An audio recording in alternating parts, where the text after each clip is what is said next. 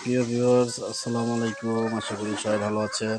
তো আমি নিজে নিজে সিদ্ধান্ত নিয়েছি যে বাসায় আসলে সময় পাস করার জন্য কিছু দেশি মুরগি এবং কিছু বিদেশি মুরগিও পালবো। তো এই মুরগির যত্নের মধ্যে দেশি মুরগি দিয়ে শুরু করলাম।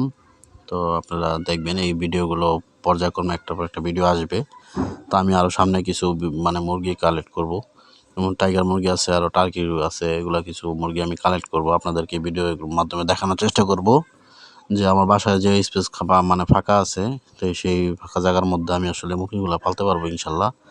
তো আপনারা আমার জন্য দোয়া করবেন বেশি বেশি করে, যাতে কিছু করতে পারি। তো এই 2টা মুরগি দিয়ে শুরু করলাম, ঠিক আছে। অলরেডি কিন্তু মানে এই কালো একটা এই মুরগিটা, এই যে সুমা কালার মুরগিটা, এই মুরগিটা আসলে ডিম পাড়া শুরু করছে, ঠিক আছে। এটা দেশি মুরগি, সবাই দেখে বুঝতে পারতেছেন।